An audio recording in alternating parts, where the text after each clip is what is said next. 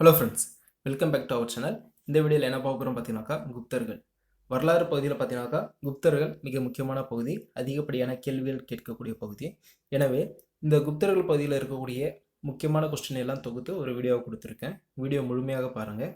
இது வரைக்கும் நம்ம சேனலை சப்ஸ்கிரைப் பண்ணாமல் பார்க்குறவங்க சப்ஸ்கிரைப் பண்ணிட்டு பாருங்கள். வாங்க வீடியோக்குள்ளே போகலாம். எந்த நூற்றாண்டின் இறுதியில் வட இந்தியாவில் குஷானர்களாலும் தெற்கே சாதவாகனர்களாலும் நிறுவப்பட்டிருந்த வலிமை வாய்ந்த பேரரசுகள் பெருமையும் வலிமையும் இழந்தன? 3ஆம் நூற்றாண்டு. குப்தர்களின் வீழ்ச்சிக்கு பின்னர் ஆட்சிக்கு வந்தவர் யார்? வர்த்தன அரச வம்சத்தை சேர்ந்த அர்ஷர்.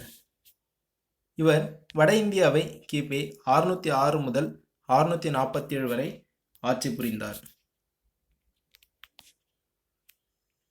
குப்த அரசர்களின் தொல்லியல் சான்றுகள்: தங்க, வெள்ளி, செப்பு நாணயங்கள், சந்திரகுப்தரின் அலகாபாத் கல்வெட்டு, மெக்ராலி இரும்புத்தூண் கல்வெட்டு, 2ஆம் சந்திரகுப்தரின் உதயகிரி குகை கல்வெட்டு, மதுரா பாறை கல்வெட்டு, சாஞ்சி பாறை கல்வெட்டு.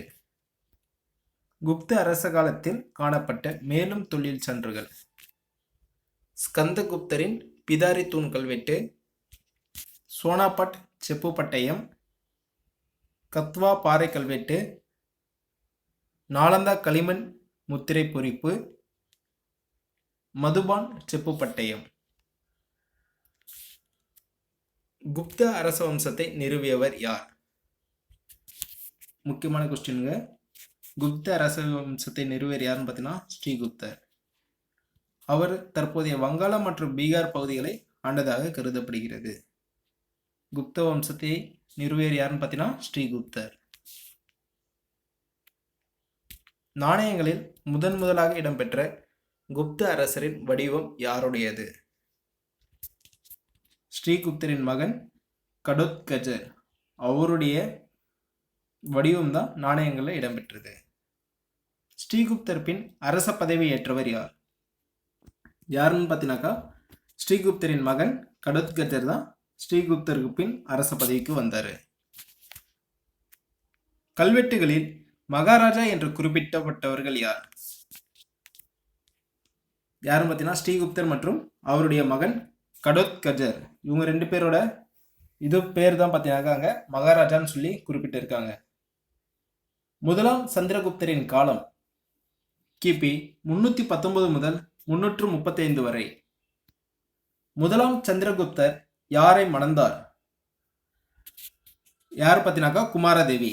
இந்த குமாரதேவி யாரும் பார்த்தீங்கன்னாக்கா புகழ்பெற்ற வலிமை மிகுந்த லிச்சாவி அரச குடும்பத்தை சேர்ந்த குமாரதேவியை தான் மணந்தார். யாருன்னு பார்த்தீங்கன்னாக்கா 1ஆம் சந்திரகுப்தர். சந்திரகுப்தர் வெளியிடப்பட்டுள்ள நாணயங்கள் சந்திரகுப்தர், குமாரதேவி ஆகிய இருவரின் உருவங்கள் அடங்கியதும் அப்புறம் லிச்சாவையே என்ற வாசகம் பொறிக்கப்பட்டுள்ளதும் ஒரு நாணயங்கள் வெளியிட்டிருக்காங்க. லிச்சாவி என்பது என்னன்னு பார்த்தீங்கன்னாக்கா பழைய கனசங்கங்களில் ஒன்றாகும். அதனுடைய ஆட்சி பகுதி கங்கை நதிக்கும் நேபாள நாட்டிற்கும் இடையில் இருந்தது.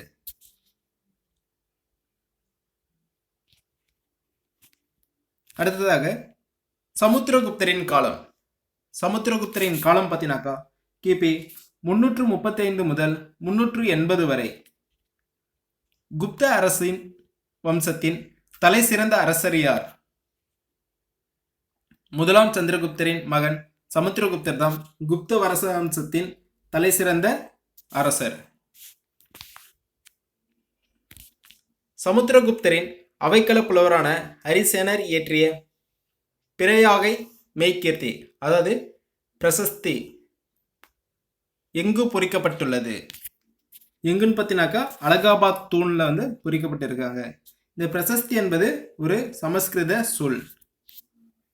சமுத்திரகுப்தரின் ஆட்சிக்கான மிக முக்கிய சான்று அலகாபாத் கல்தூண். தென்னிந்தியாவில் பல்லவ நாட்டு அரசர்களான விஷ்ணுகோபனை தோற்கடித்தவர் யார்? சமுத்திரகுப்தர். குப்த அரசர்களில் விஷ்ணு பக்தராக திகழ்ந்தவர் யார்? சமுத்திரகுப்தர். கவிராஜா என பட்டப்பெயர் வைத்து சமுத்திரகுப்தரை அழைக்க காரணம் என்ன? அவர் மிக சிறந்த படையெடுப்பாளர் மட்டுமல்ல, கவிதை பிரியரும் இசை பிரியரும் ஆவார்.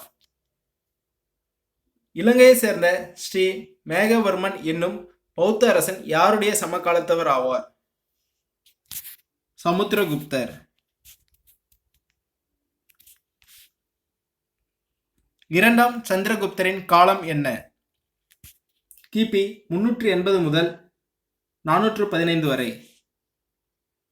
சமுத்திரகுப்தரின் மகன் இரண்டாம் சந்திரகுப்தர். அவர் விக்ரமாதித்யர் என்றும் அறியப்பட்டார்.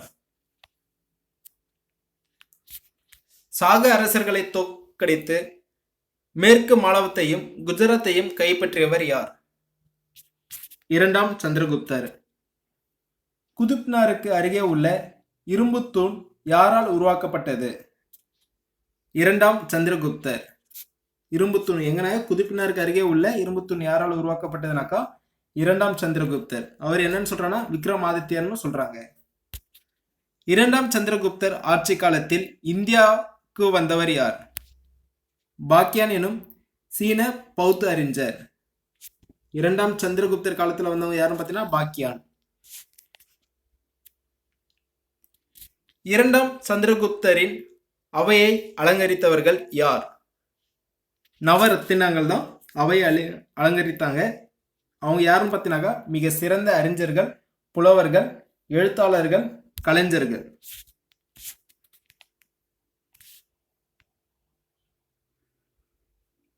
நவரத்தினங்கள்லாம் 9 பேர் இருப்பாங்க. அந்த 9 பேர் பார்த்தீங்கன்னாக்கா விக்ரமாதித்யரின் அவையில் இருந்த நவரத்தினங்கள். காளிதாசர் சமஸ்கிருத புலவர், ஹரிசேனர் சமஸ்கிருத புலவர், அமரசிம்மர் அகராதியியல் ஆசிரியர், தன்வந்திரி மருத்துவர், காகபானகர் சோதிடர், சன்கு கட்டிடக்கலை நிபுணர், வராகமிகிரர் வானியல் நிபுணர், அடுத்ததாக வராட்சி இலக்கண ஆசிரியர் சமஸ்கிருத புலவர், விட்டல் பட்டர் மாய வித்தைக்காரர் அதாவது மேஜிஷியன். இவங்க எல்லாரும் பார்த்தீங்கன்னாக்கா விக்ரமாதித்யரின் அவையில் இருந்த நவரத்தினங்கள். அடுத்ததாக இரண்டாம் சந்திரகுப்தரின் பட்ட பெயர்கள். விக்ரமாதித்யர், நரேந்திர சந்திரர், சிம்ம சந்திரர், நரேந்திர சிம்மர், விக்ரம தேவராஜர், தேவகுப்தர், தேவஸ்ரீ. இதெல்லாம் பார்த்தீங்கன்னாக்கா இரண்டாம் சந்திரகுப்தரின் பட்ட பெயர்கள். இரண்டாம் சந்திரகுப்தரை தொடர்ந்து அரியணை ஏறியவர் யார்? முதலாம் குமாரகுப்தர். இவர் யாருன்னு பார்த்தீங்கன்னா இரண்டாம் சந்திரகுப்தரின் மகன். நாலந்தா பல்கலைக்கழகத்தை உருவாக்கியவர் யார்? குமாரகுப்தர். யாருடைய பயணக்குறிப்புகள் குப்தர் காலத்து மக்களின் சமூக, பொருளாதார, மத ஒழுக்க நிலைகள் பற்றிய செய்திகளை நமக்கு வழங்குகின்றன? யாருடைய பயணக்குறிப்பு பார்த்தீங்கன்னா சீனாவை சேர்ந்த பௌத்த துறவியான பாக்கியான். குமாரகுப்தரை தொடர்ந்து பதவியேற்ற ஸ்கந்தகுப்தர் யாருடைய படையெடுப்பை சந்திக்க நேரிட்டது? ஹீனர்களின் படையெடுப்பு.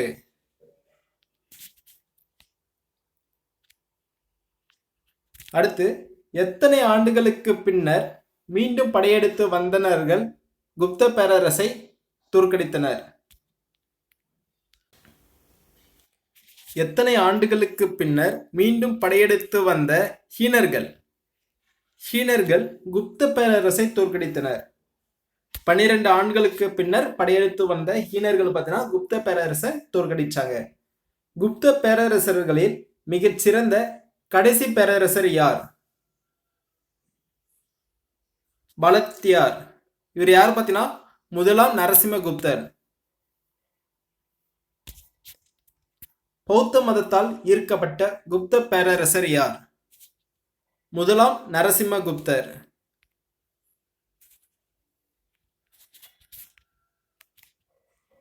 குப்த அரசர்கள் எந்த கோட்பாட்டினை நடைமுறைப்படுத்தினர்? தெய்வீக உரிமை கோட்பாடு. தெய்வீக உரிமை கோட்பாடு கொள்கை என்றால் என்ன? அரசர் கடவுளின் பிரதிநிதியாக கருதப்பட்டார். எனவே கடவுளுக்கு மட்டுமே பதில் சொல்ல கடமைப்பட்டவர், மற்றவருக்கு பதில் சொல்ல வேண்டியதில்லை.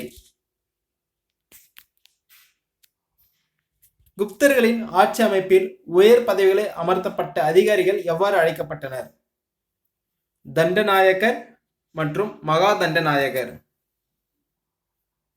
குப்த பேரரசு என்ன பெயரில் பல பிராந்தியங்களாக பிரிக்கப்பட்டன? தேசம் அல்லது புக்தி. குப்த பேரரசை நிர்வகித்த ஆளுநர் யார்? உபாரிகா. குப்த பேரரசில் பிராந்தியங்கள் விஷயா எவ்வாறு பிரிக்கப்பட்டன? விஷயா பத்தினாக்கா மாவட்டங்களாக பிரிக்கப்பட்டன. விஷயாபதிகள் என்னும் அதிகாரிகள் மாவட்ட நிர்வாகத்தை மேற்கொண்டனர். குப்த பேரரசில் கிராம அளவில் செயல்பட்ட அதிகாரிகள் யார்? கிராமிகா, கிராமித்யாகஷா. குப்த பேரரசின் முத்திரைகளிலும் கல்வெட்டுகளிலும் குறிக்கப்பட்ட இராணுவ பதவிகளின் பெயர்கள்.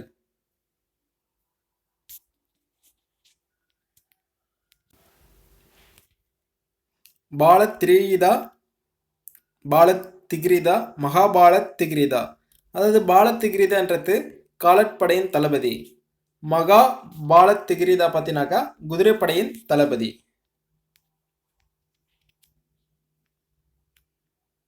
அடுத்ததாக குப்த பேரரசின் எந்த வேவு பார்க்கும் அமைப்பு செயல்பட்டது? தூதகா.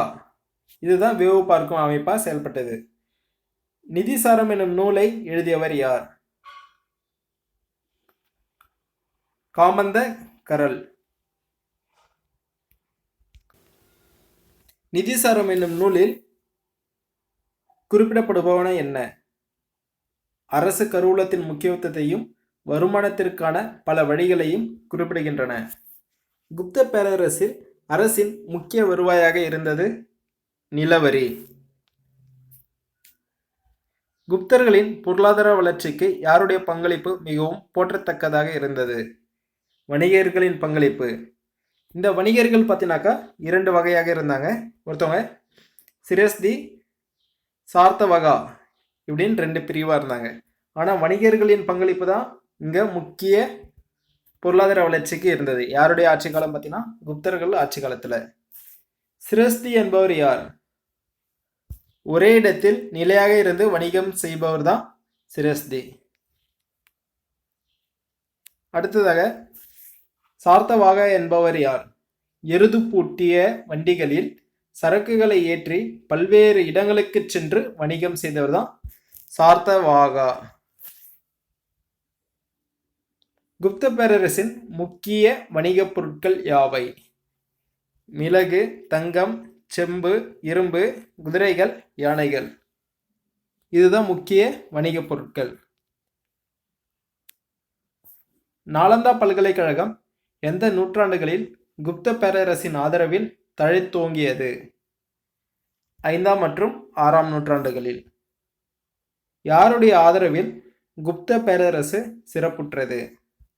கன்னௌசியை சேர்ந்த பேரரசர் ஹர்ஷர். நாலந்தாவில் எந்த தத்துவம் முக்கிய பாடமாக பிரிவாக இருந்தது? பௌத்த தத்துவம். அதாவது யோகா, வேத இலக்கியங்கள், மருத்துவம் ஆகியவை கற்பிக்கப்பட்டன. நாலந்தா பல்கலைக்கழகத்தில் யார் பௌத்த தத்துவத்தை பற்றி படிப்பதில் பல ஆண்டுகளாக செலவழித்தார்? Yuan Chwang. நாலந்தா பல்கலைக்கழகத்தில் எத்தனை மகா பாடசாலைகளும் எத்தனை மிக பெரிய நூலகங்களும் இருந்தன? 8 மகா பாடசாலைகளும் 3 மிக பெரிய நூலகங்களும் இருந்தன. நாலந்தா பல்கலைக்கழகம் யாரால் அழித்து தரமட்டமாக்கப்பட்டது? பக்தியார் கில்ஜி என்பாரின் தலைமையில் வந்த மாம்லுக் என அழைக்கப்பட்ட துருக்கிய இஸ்லாமிய அடிமை வீரர்கள். அவங்களால் தான் இந்த நாலந்தா பல்கலைக்கழகம் அழித்து தரைமட்டமாக்கப்பட்டது. எது யுனெஸ்கோவின் உலக பாரம்பரிய சின்னமாகும்? நாலந்தா பல்கலைக்கழகம். யார் நாடோடி பழங்குடியினர் ஆவார்? ஹீனர்கள். தங்கள் மாபெரும் தலைவரான அட்டிலாவின் தலைமையில் இவர்கள் ரோமபுரியையும் கான்ஸ்டான்டினோபிளையும் பேரச்சத்திற்கு உள்ளாக்கினார்கள். எது பார்த்தீங்கன்னா ரோமபுரியையும் கான்ஸ்டான்டினோபிளையும் பேரச்சத்திற்கு உள்ளாக்கினார்கள். யார் பார்த்தீங்கன்னா ஹீனர்கள். ஹீனர்களோடு தொடர்புடைய வெள்ளை ஹீனர்கள் எதன் வழியாக இந்தியா வந்தனர்? மத்திய ஆசியா. ஹீனர்கள் யாரை தோற்கடித்து பின்னர் மத்திய இந்திய பகுதிகளில் பரவினார்கள்?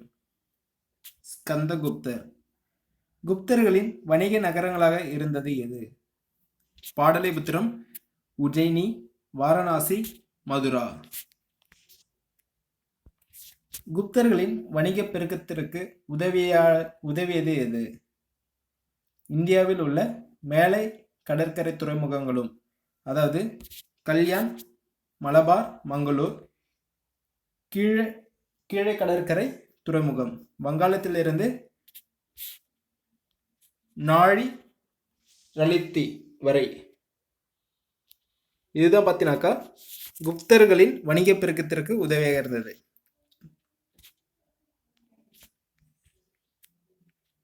அடுத்ததாக குப்தர்களின் நாணய அமைப்பு முறையை வெளியிட்டவர், அறிமுகப்படுத்தியவர் யார்? சமுத்திரகுப்தர். குப்தர்களின் பொற்காசுகள் எவ்வாறு அழைக்கப்பட்டன? தினாரா. குப்தர்கள் காலத்தில் எந்த தொழில் சிறப்புற்று விளங்கியன? சுரங்கத் தொழில், உலோகத் தொழில். குப்தர்களின் உலோகத் தொழில் வளர்ச்சி பெற்றிருந்தது என்பதற்கு எடுத்துக்காட்டு கூறுக. சந்திரகுப்தரால் நிறுவப்பட்ட மெக்ராலி இரும்புத்தூண். இது எங்க இருக்குன்னு பார்த்தீங்கன்னா டெல்லியில் இருக்கு. குப்தர்களால் பயன்படுத்தப்பட்ட உலோகங்கள் யாவை? இரும்பு, தங்கம், தாமிரம், தகரம், ஈயம், பித்தளை, செப்பு, மணி, வெண்கலம், மைக்கா, மாங்கனீசு, சிகப்பு சுண்ணம். இதெல்லாம் பார்த்தீங்கன்னா குப்தர்களால் பயன்படுத்தப்பட்ட உலோகங்கள். யாருடைய சமூகம் 4 வர்ணங்களை கொண்ட வானம் முறையில் அமைந்திருந்தது? குப்தர் கால சமூகம். 2ஆம் சந்திரகுப்தரின் அரசியர் என கல்வெட்டுகளில் குறிப்பிடப்படுபவர் யார்? குபேரநாகா, துருப சுவாமினி. குப்தர்கள் காலத்தில் பின்பற்றப்பட்ட முறை எது? உடன்கட்டை ஏறுமுறை, அதாவது சதி. யாருடைய காலத்தில் பல்வகைப்பட்ட அடிமைகளாக இருந்ததாக சான்றுகள் உணர்த்துகின்றன? குப்தர்கள். யார் அஸ்வமேத யாகம், அதாவது குதிரைகளை பலி கொடுத்து செய்யப்படும் வேள்வி நடத்தினர்? சமுத்திரகுப்தரும் முதலாம் குமாரகுப்தரும். அடுத்ததாக யாருடைய காலத்தில் தான் உருவ வழிபாடு தொடங்கியதையும் வைணவம், சைவம் ஆகிய 2 பிரிவுகளாக தோன்றதையும் காண்கின்றோம்? குப்தர்கள் காலத்தில். யாருடைய காலத்தில் பௌத்தம் 2ஆக பிரிந்தாலும் அது தொடர்ந்து வளர்ந்து வந்தது? குப்தர்கள் காலம். கட்டுமான கோவில்களை முதலாக கட்டியவர்கள்? குப்தர்கள்.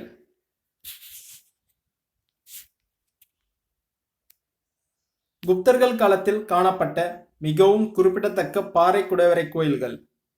அஜந்தா எல்லோரா மகாராஷ்டிராவில் இருக்கு, பாக் மத்திய பிரதேசம், உதயகிரி ஒடிசால இருக்கு. குப்தர்களின் உலோக சிற்பத்திற்கு 2 சிறந்த எடுத்துக்காட்டுகள். நாலந்தாவில் 18 அடி உயரமுள்ள புத்தரின் செப்பு சிலை, சுல்தான் கட்ச் என்னும் இடத்தில் உள்ள 7.5 அடி உயரமுள்ள புத்தரின் உலோக சிற்பம். குப்தர்களின் ஓவியக்கலைக்கு மிக சிறந்த எடுத்துக்காட்டுகளாக திகழ்பவை. ஓவியக்கலைக்கு பார்த்தினாக்கா அஜந்தா குகை ஓவியங்கள், குவாலியர் பாக் குகை ஓவியங்கள். எது குப்த மக்களால் பேசப்படும் மொழியாக இருந்த போதிலும் சமஸ்கிருதத்தை அலுவலக மொழியாக கொண்டிருந்தனர்? பிராகிருதம். குப்தர்கள் காலத்தில் வளர்ச்சி பெற்ற சமஸ்கிருத இலக்கணங்கள். பாணினி எழுதிய அசிஷ்டத்யாயி, பதஞ்சலி எழுதிய மகாபாஷ்யம்.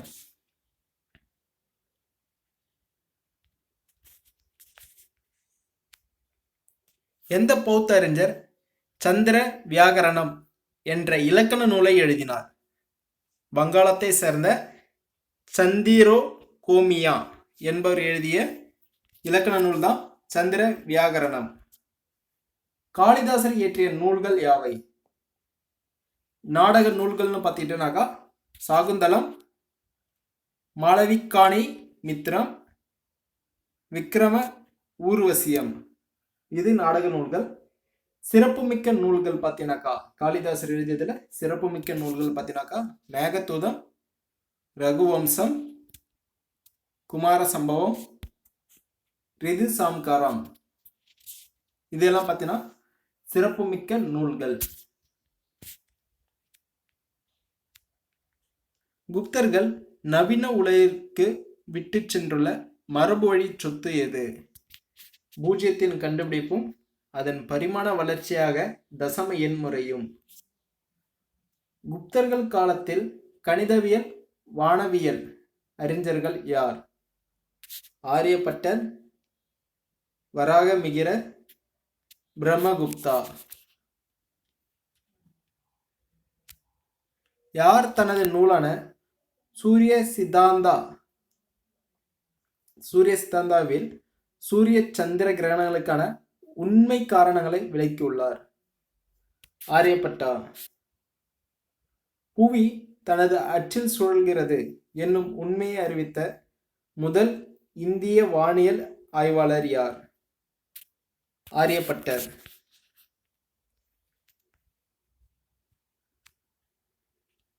மருத்துவத்துறையில் புகழ்பெற்று அறிஞர் யார்? தன்வந்திரி. இவர் பார்த்தீங்கன்னாக்கா ஆயுர்வேத மருத்துவத்தில் நிபுணராக திகழ்ந்தவர். குப்தர் காலத்து மருத்துவ அறிஞர் யார்? சாரக்கர். அறுவை சிகிச்சை செய்முறையை பற்றிய விளக்கிய முதல் இந்தியர் யார்? அறுவை சிகிச்சை செய்முறை பற்றி விளக்கிய முதல் இந்தியர் யார்? சுஸ்ருதர். தேங்க்யூ ஃபார் வாட்சிங். வீடியோ பிடிச்சிருந்தா லைக் பண்ணுங்கள், ஃப்ரெண்ட்ஸுக்கு ஷேர் பண்ணுங்கள். இது வரைக்கும் நம்ம சேனலை சப்ஸ்கிரைப் பண்ணாதவங்க மறக்காமல் சப்ஸ்கிரைப் பண்ணிடுங்க.